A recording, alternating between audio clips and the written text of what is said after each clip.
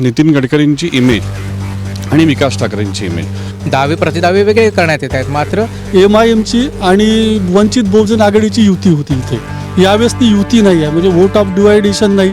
जो गड आहे तो कोण काबीज करणार आहे हे दोन जे मतदारसंघ आहे हे निश्चितपणे ठरवतील. आणि यावेळेस विकास ठाकरे जो नोन कॅन्डिडेट आहे इथला, यावेळेस राष्ट्रीय मुद्दे खूप महत्त्वाचे ठरलेले नाही आहे. नागपूर फक्त राज्याची उपराजधानीच नाही तर संघाचा विचार आणि धम्माचा विचार असे दोन महत्त्वाच्या विचारांचा केंद्रही आहे. आणि नागपूर लोकसभा मतदारसंघात यंदा कोणाचा पारडं जड होतं हे जाणून घेण्यासाठी माझ्यासोबत नागपुरातील काही महत्त्वाचे जे पत्रकार आहेत ते आहेत. माझ्यासोबत योगेश पांडे आहेत, विकास वैद्य आहेत आणि अतुल पेटकर आहेत. आपण यांच्याकडून जाणून घेऊया की नागपूर लोकसभा मतदारसंघात यंदा मुद्दे काय होते, कोणते मुद्दे सरस ठरले आणि नेमकं जोर कुणाचा होता. नागपूर लोकसभा मतदारसंघात सर्वात महत्त्वाचा जो मुद्दा यंदा ठरला, कमी मतदान झालं. एकूण जर आपण टक्केवारी पाहिली तर 2019च्या टक्क्यांपेक्षा काहीसा कमीच मतदान झालं. संख्या जरी जास्त असेल तर कोणाला फटका बसेल? अशा प्रत्यक्षात ज्या पद्धतीने भाजपनी एकूण मतदानाची तयारी केली होती, 100% मतदानाची मोहीम संघाकडून राबवण्यात आली होती, त्या हिशोबाने 65% वर मतदान होईल अशी त्यांची अपेक्षा होती. प्रशासनाची अपेक्षा होती 75% वर मतदान होईल आणि प्रत्यक्षात मागच्या वेळेपेक्षा मतदान कमी झालेलं आहे. मतदानाची टक्केवारी घटली असली तरी जर आपण एक क्वांटम बघितला, मतांचा क्वांटम, तर तो जवळपास 1 लाखांनी वाढलेला आहे. तर त्यामुळे लीड जी आहे ती मागच्या वेळी एवढीच जवळपास लीड असेल. जो कुठला उमेदवार जिंकेल त्याची दावे प्रतिदावे वेगळे करण्यात येत आहेत. मात्र लीडची जी एकूण जो संख्या असेल ती मागच्या वेळी एवढीच असेल. त्याच्याहून थोडाफार एक 10-20 हजारांचा फरक असेल. जर मुद्द्यांची गोष्ट केली तर विकास हाच एक महत्त्वाचा मुद्दा होता. काँग्रेसकडनं विकासच होते आणि गडकरी हे विकासाला घेऊनच प्रचार करत होते. भाजपकडनं त्या पद्धतीने प्रचार सुरू होता. 26 उमेदवार इथे रिंगणात होते. मात्र प्रत्यक्षात जी फाईट जी होती, जी लढत जी होती ती केवळ या दोघांमध्येच महत्त्वाची दिसून येत होती. जर आपण या अगोदरची आकडेवारी बघितली, इतर जे बाकीचे उमेदवार असतात त्यांचे सगळ्यांचे डिपॉझिट जवळपास जप्त होतं. एक बसपाचा उमेदवार सोडला जर 1-2 निवडणुका पाहिल्या तर त्यांचं डिपॉझिट वाचलं होतं. त्यामुळे ही स्थिती यावेळेला राहण्याची शक्यता आहे. विशेषतः ज्या पद्धतीचं मतदान झालेलं आहे पूर्व नागपूर आणि उत्तर नागपूर येथील मतदान वाढलेलं आहे. 55% वर या दोन्ही मतदारसंघांचं मतदान गेलेलं आहे आणि हे दोन मतदारसंघ डिसाईड करतील, हे निश्चित करतील की नेमका कुठला उमेदवार जिंकून येणार आहे. नागपूरचा जो गड आहे तो कोण काबीज करणार आहे हे दोन जे मतदारसंघ आहे हे निश्चितपणे ठरवतील. नितीन गडकरी गेले 10 वर्षापासून नागपूरचे खासदार आहे, केंद्रीय मंत्री होते आणि नागपुरात त्यांनी जे काही दृश्य स्वरूपातला एक जो विकास करून दाखवला त्याच मुद्द्यावर ते निवडणुकीमध्ये गेले होते. समोर विकास ठाकरे होते. कोणता विकास सरस ठरणार आहे? नाही, मला स्वतःला असं वाटतं की राष्ट्रीय मुद्दे यावेळेस लोकसभा निवडणूक जरी असली तर पुष्कळांना वाटलं की राष्ट्रीय मुद्दे हे महत्त्वाचे ठरतील. पण यावेळेस राष्ट्रीय मुद्दे खूप महत्त्वाचे ठरलेले नाही आहे. आणि आपण एक लक्षात घ्यायला पाहिजे की जर 2019ची निवडणूक घेतली, 2014पासून जर आपण विचार केला तर 2019मध्ये जो तिसरी आघाडी किंवा एक तिसरा उमेदवार जो सरस ठरेल किंवा त्याच्यामुळे मतविभाजन होईल हा जो प्रकार आहे, हा 2019मध्ये नाना पटोले जे फारसे माहीत नव्हते, 70% नागपूरकरांना ते माहिती नव्हते आणि 70% नागपूर त्यांना माहिती नव्हतं. अशा स्थितीत देखील त्यांची लीड वाढली 2019मध्ये. आणि यावेळेस विकास ठाकरे जो नोन कॅन्डिडेट आहे इथला, आणि बाकी आपण जातीनिहाय सगळं जे आहे की ते स्वतः तिरळे कुणबी या समाजातून येतात आणि तिरळे कुणब्यांचं जवळजवळ 5 लाखाचं व्होटिंग नागपूरमध्ये आहे. त्याच्यामुळे पण त्याच्यातला एक सगळ्यात महत्त्वाचा मुद्दा आपण हा घेतला पाहिजे की इमेज, म्हणजे हा आपण विकास तर आहे, त्याच्यामध्ये IIM आहे, एम्स आहे, या सगळ्या इन्स्टिट्यूशन्स आलेल्या आहे, रस्ते आहे, पूल आहे, हे सगळं आहे. पण शेवटी आपण जेव्हा लोक म्हणतात की नाही विकास ठाकरेंचा बा जातीनिहाय, दलित आहे, मुस्लिम आहे, तर दलित मुस्लिम हे नेहमीच BJPला त्यांनी काही फारसं जवळ केलेलं नाही आहे. हे पूर्वांपार चालत आहे. त्याच्यामुळे यावेळेस त्याच्यात काही विशेष फरक पडला असं काहीच नाही आहे. पण इमेजचा मोठा फरक पडू शकतो. नितीन गडकरींची इमेज आणि विकास ठाकरेंची इमेज, त्याच्यामुळे प्रत्येक समाजातला माणूस आज तो सजग झालेला आहे. तर त्याला हे माहिती आहे की बाबा रे, आपण कोणाला निवडून दिलं तर आपल्या शहराचा विकास होईल, आपल्या देशाचा विकास होईल. जे काही आपल्या इथे जे प्रोजेक्ट येतील या 10 वर्षामध्ये, जे काही प्रोजेक्ट्स आलेले आहे, आज प्रत्येक माणूस जो नागपूरच्या बाहेरही राहतो तो जेव्हा नागपूरला व्हिजिट करतो तेव्हा तो हेच म्हणतो की नागपूर पूर्णपणे बदललेलं आहे. तर नागपूर पूर्णपणे बदललेलं तुम्हाला पाहिजे की नव्याने हे पाहिजे. लीड कमी जास्त मी इथे बोलणार नाही, कारण मी जे म्हटलं की 2014मध्ये जी गडकरींना लीड होती ती 2019मध्ये कमी झाली. त्याच्यामुळे 2019पेक्षा नाना पटोलेंपेक्षा विकास ठाकरे त्या मनाने सरस कॅन्डिडेट आहे. त्याच्यामुळे ती लीड कमी होईल की नाही हे आपल्याला कळेल. आणि वोटिंगच्या याच्यामध्ये जसं तुम्ही म्हटलं की वोटिंग पर्सेंटेजमध्ये तसा फार फरक पडलेला नाही आहे त्या याच्यामध्ये. पण तो जो काही बदल तो ज्याला त्याला फायदा होईल ते आपल्याला 4 जूनलाच कळेल. उत्तर नागपूर अत्यंत महत्त्वाचा मतदारसंघ विधानसभेच्या अनुषंगाने आहे. आणि जर 2019चा आपण जर बघितलं जो निर्णय नागपूरकरांनी दिला होता, 5 मतदारसंघांमध्ये भाजपची आघाडी होती, फक्त उत्तर नागपूरमध्ये भाजप पिछाडीवर होता. आणि यंदा सर्वाधिक मतदान जर आपण मतांची संख्येप्रमाणे बघितलं तर 2.25 लाखपेक्षा जास्त मतदान उत्तर नागपुरात झालेलं आहे. भाजपसाठी चिंतेची बाब आहे? नाही, मला असं वाटत नाही. आपण जे विधानसभा वाईज विश्लेषण करतो तर उत्तर नागपूर किंवा दक्षिण नागपूर असं वेगवेगळं तसं नागपूरचा तो मुळात तो मूडच नाही आहे. की आपण एक 14चा बघितलं, 19चं बघा, MIMची आणि वंचित बहुजन आघाडीची युती होती इथे. यावेळेस ती युती नाही आहे, म्हणजे वोट ऑफ डिवायडेशन नाही, बसपाचा कॅन्डिडेट नाही. आणि बहुतांश लोक काय म्हणतात की विकास ठाकरे स्थानिक आहे, ते म्हणजे कनेक्ट आहे, पीपल कनेक्ट आहे, सोशल कनेक्ट आहे. त्याच्यामुळे कुठेही नागपूर आणि विदर्भात बघितलं ना तर 1 to 1 फाईट आहे. फक्त एक जो जातीचा मुद्दा होता की DMK दलित मुस्लिम कुणबी, तर ते कधीच भाजपकडे नव्हते. तर राहिला प्रश्न गडकरींचा, म्हणजे भाजपच्या उमेदवाराचा.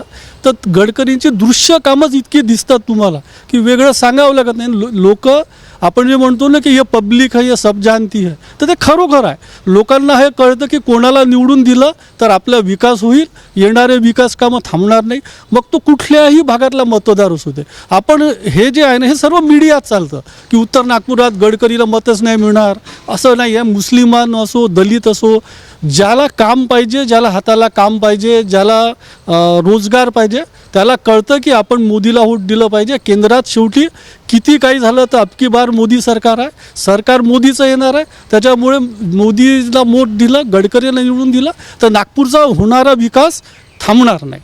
त्याच्यामुळे हे बिलकुल हे सगळं मीडियात चालतं जातीचे समीकरण. बसपाचा किंवा MIMचा उमेदवार नसल्याचा काही परिणाम जास्त होताना दिसत नाहीये. याच्यापूर्वी ते मतविभाजन त्यांच्यामुळे घडत होतं, यंदा तो मतविभाजन नसलं तरी फारसा परिणाम होणार नाही. बिलकुलच नाही, फारसा परिणाम होणार नाही. सांगणारे असं सांगतात की आता बसपाचा कॅन्डिडेट नाही आहे, वंचितचा नाही आहे, त्याच्यामुळे मतविभागणी खूप मोठ्या प्रमाणावर होईल, गडकरींचं एकदमच लीड कमी होईल. तर हे एकदम वगैरे इतका फरक नाही पडणार. थोडाफार पडला तर पडू शकतो, मागे पुढे आहे ते. शेवटी क्रिकेटमध्ये जसं होतं की ही निवडणूक कशी आहे की शेवटच्या बॉलपर्यंत भारत ऑस्ट्रेलियाची जी मॅच असते ही शेवटच्या बॉलपर्यंत उत्कंठा असते की काय होणार. एक शेवटचा बॉल असतो, सिक्सर पाहिजे असते, धोनी येतो, एक 6 मारतो. गडकरी म्हणजे धोनी आहे, मॅच विनर आहे. मला एक सांगा, नवीन मतदार जे आहेत ते त्यांची संख्या पण खूप मोठ्या प्रमाणावर होती. आणि दोन्ही जे तुल्यबळ जे दोन्ही उमेदवार आहेत, प्रामुख्याने महायुतीकडून नितीन गडकरी आणि महाविकास आघाडीकडून विकास ठाकरे, दोघांनी तरुण उमेदवारांवर लक्ष केंद्रित केलं होतं. तरुण उमेदवारांमध्ये कोणाला जास्त पाठिंबा मिळताना दिसलेला आहे किंवा निवडणुकीनंतर तरुणांशी बोलताना काय लक्षात येत आहे? मी जो सुरुवातीला मुद्दा म्हटला की 2 लाख मतदार वाढले होते, टक्केवारी कमी झाली पण मतदार वाढले. त्यामुळे हे जे नवीन मतदार होते हे सगळे जे आहेत हे कनेक्ट करण्यासाठी राजकीय पक्षांनी, काँग्रेसने जसं 6 महिन्यापासून सुरुवात केली, मात्र दुसरीकडे भाजपनी एक 3 ते 4 वर्षापासून यांचं कंटिन्यू यांचा एनरोलमेंट करणं, यांची मतदार यादीत नाव समाविष्ट करून घेणं, यांच्याशी संवाद साधणं, ह्या प्रक्रिया जी आहे ती भाजपकडनं सुरू होती. भाजयुमोच्या कार्यकर्त्यांकडनं वेगवेगळ्या उपक्रमातनं यांना जोडण्यात येत होतं. सगळ्यात महत्त्वाची गोष्ट, सोशल मीडियाचा जमाना आहे, तुम्ही म्हणा आम्ही म्हणा, आपलं तर वय झालेलं आहे, पण जे नवीन मतदार आहेत हे सोशल मीडियावर कंटिन्यू कनेक्ट असतात सकाळपासून रात्रीपर्यंत. आणि इन्फ्लुएन्सर ही जी कॅटेगरी आहे याच्याकडे काँग्रेसचं कुठेतरी दुर्लक्ष झालं आणि भाजपने ती कॅटेगरी बरोबर पकडली आणि इन्फ्लुएन्सर्सच्या माध्यमातून प्रचार करून घेतला. अगदी पंतप्रधान नरेंद्र मोदी असो किंवा अगदी इथे स्थानिक नगरसेवक असो, माजी नगरसेवक असो, यांनी इन्फ्लुएन्सर्सच्या क्षमता जी आहे ती ओळखलेली आहे. आणि मागच्या वर्षी जी प्रदेश कार्यकारिणीची बैठक नागपूरला झाली होती, विधानसभेचं ज्या विधिमंडळाचं अधिवेशन होतं त्यावेळेला इथे स्पष्ट सूचना देण्यात आल्या होत्या की सोशल मीडियावर आमदारांनी, पदाधिकाऱ्यांनी सक्रिय व्हायचं आहे. ते याच्यासाठीच की हे नवीन मतदार जे आहे त्यांना कॅच करता आलं पाहिजे, त्यांच्यापर्यंत मुद्दे पोहोचले पाहिजे. कारण की वर्तमानपत्रात किती लिहिलं, न्यूज चॅनलमध्ये किती सांगितलं, तरी हे नवीन मतदार जे आहे त्यांना रील्स मीम्सची भाषा कळते, यांना मीम्सची भाषा कळते. म्हणजे भाजप त्यांच्यापर्यंत पोहोचण्यात जास्त यशस्वी झालं तुलनेने काँग्रेस. निश्चित भाजपकडनं गेल्या 6-7 महिन्यांपासून, अगोदर तर सुरूच होतं, मात्र 6-7 महिन्यांपासून सातत्याने इन्फ्लुएन्सरसोबत बैठका सुरू होत्या. सोशल माध्यमांवर भाजपनी मोहीम राबवली होती आणि त्याचा कुठे ना कुठे फायदा निश्चित भाजपला मिळणार आहे हे स्पष्ट आहे. आणि नवीन मतदारांची नोंदणी देखील भाजपने जास्त प्रमाणात केली होती. विकास सर, नागपूरमध्ये जेव्हा केव्हा निवडणूक होते, काँग्रेसमधून उमेदवार कोणी असलं तरी काँग्रेसचा एकोपा किती आहे हा एक मुद्दा निवडणुकीमध्ये राहतं. कारण नागपूर काँग्रेसचा एक इतिहास राहिलेला आहे की तिथे एकोपा फार क्वचितच घडून येते. यंदा दृश्य स्वरूपात दिसून येणारे जो एकोपा होता तो खरोखर EVM पर्यंत जाईपर्यंत तो एकोपा कायम होता का, की तुम्हाला पडद्यामागून काही फॅक्टर्स दिसतात त्याच्यामध्ये? नाही, याच्यामध्ये आपल्याला आता नेमकं व्होटिंगपर्यंत आपल्याला कोणालाच जाता येत नाही. पण एक फॅक्टर जो तुम्ही म्हटलं, अगदी बरोबर बोलले तुम्ही, की यावेळेला पहिल्यांदा, कारण रमेश चेन्नीथाला जेव्हा इन्चार्ज झाले तेव्हा रमेश चेन्नीथालांनी पहिली गोष्ट सांगितली होती की काँग्रेसमधलं फॅक्शनॅलिझम ही माझी सर्वात मोठी चिंतेची बाब आहे, म्हणजे ओव्हरऑल महाराष्ट्राचे इन्चार्ज असल्यामुळे. तर नागपूरमध्ये तो एक भाग असा दिसला की सतीश चतुर्वेदी असो, विलास मुत्तेमवार असो, नितीन राऊत असो, हे सगळे गट जे आहे हे सगळे गट एकत्र आलेले दिसले विकास ठाकरेंच्या प्रचारात. इवन विकास ठाकरे आणि प्रफुल्ल गुडदेंचं वैर आपल्या सगळ्यांना माहिती आहे.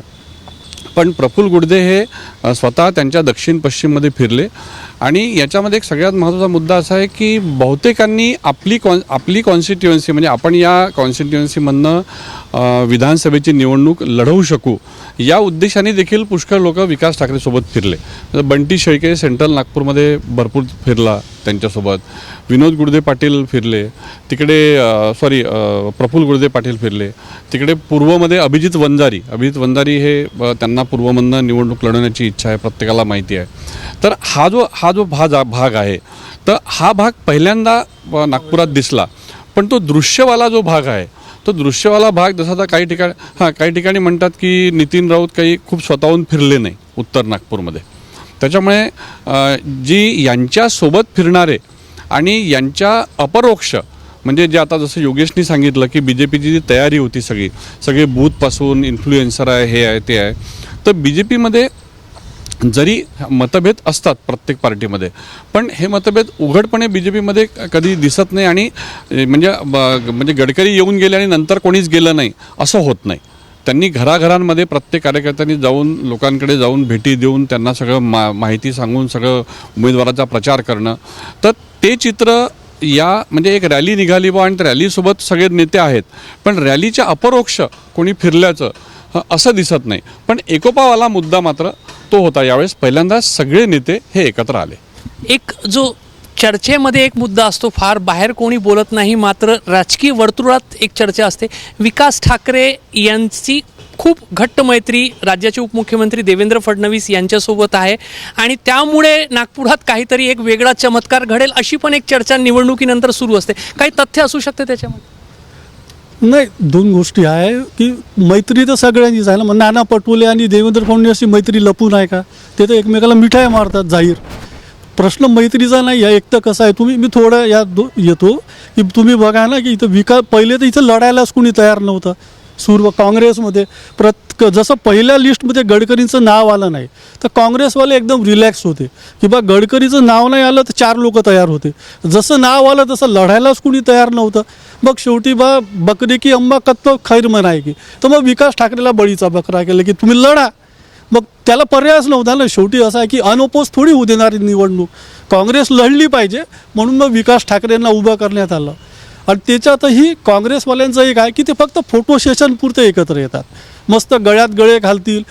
आपण ते अनेक चित्र बघतो ना की एक बॉयफ्रेंड असतो आणि त्याच्या 2 एक हात दुसऱ्या मुलीच्या हातात, एक भलत्याच मुलीच्या हातात. तसं काँग्रेसचं आहे. ते काड्या म्हणजे पैसा नाही तिजोरीत आणि वाया गेले मुजोरीत, ही काँग्रेसची परंपरा राहिली. त्याच्यामुळे काँग्रेसही फोटो सेशनपुरती इथं एकत्र आलेली आहे.